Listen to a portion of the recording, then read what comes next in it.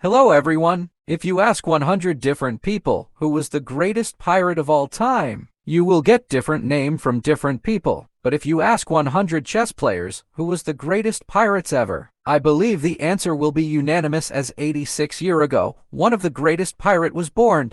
And his name was Mikhail Tal. And well, as chess world has seen its fair share of pirates, but only one pirate managed pillage his way all the way to the world championship title. And well, he did the graces with tons of amazing games. I mean, games like these is exactly the reason why I never include Tal in my sorcery series, as pretty much every Tal game is a pure sorcery. This game here, it was played in 1956, Mikhail Tal with the black piece playing against young Yamashita. So let's start the game. We have d4, knight to f6, c4, g6, knight to c3, bishop to g7, e4, d6, f3. Tal castle, bishop to e3, now e5, knight g2, e2, c6, and queen to b3. All standard theory moves for the king's Indian, and there are lots of options for black here. One might enjoy knight b to d7, a6 is an option,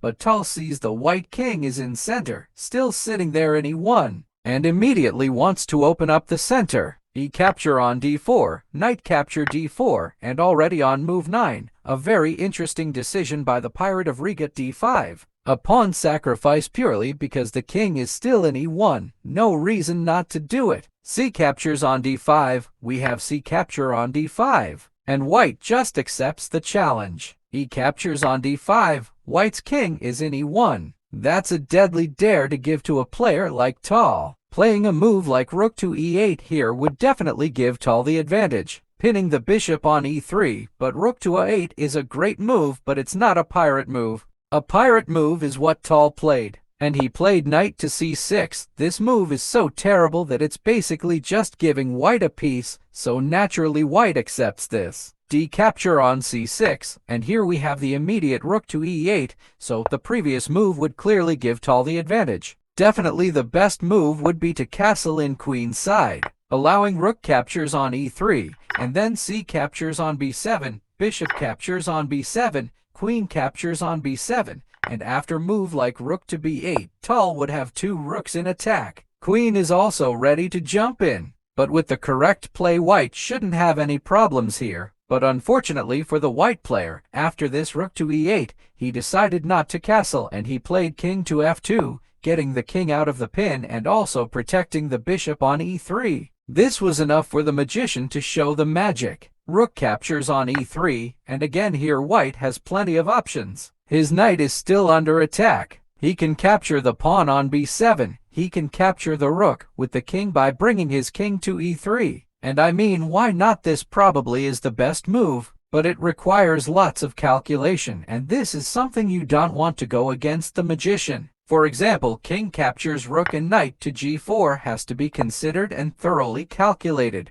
Unfortunately, if you capture the knight, you get queen captures on d4 now with check. And after king to e2, bishop capture on g4 might seem like a beast move, but there is another move that is stronger. Bishop to h6, with ideas of queen to d2 and then queen to e3, bishop to g4 is always an option. You don't have to rush it. White would have to play something like queen to c2. And after a move like bishop to f5, getting the bishop into the game with tempo, but what you're actually doing is you're making room for this rook jumble to e8, and white doesn't have response here. Capturing the bishop loses immediately to rook to e8, you don't have a square for your king. You have to block it and you lose the queen. And no other moves are really even better. You have to play something like king to e1 to allow bishop to e2, but then you just lose the queen on c2, so this is completely terrible for white. So after this, king captures on e3, if you do accept the rook.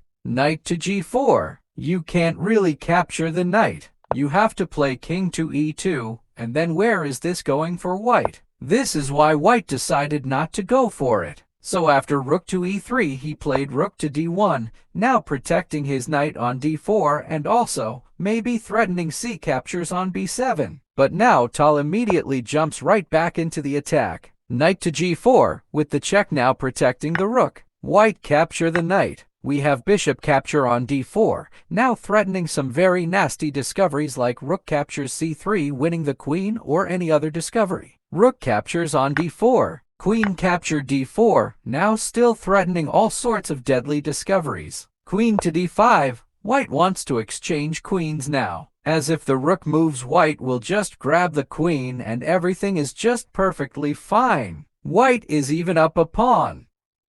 But there is one move that white failed to take into the consideration. Rook to e2 with a double check. This is giving up the rook, but this is completely winning for Tal. King captures on e2, pretty much the only move. Bishop captures on g4. Now that bishop does come into the game with tempo.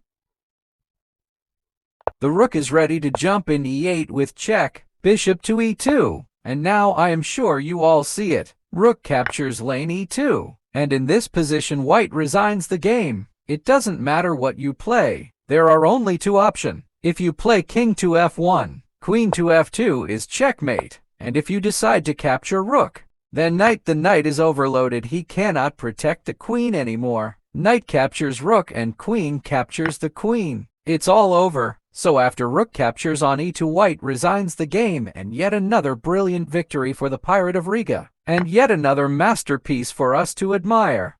Hope you liked the video. Like and subscribe to support, and I will see you in another video. Bye!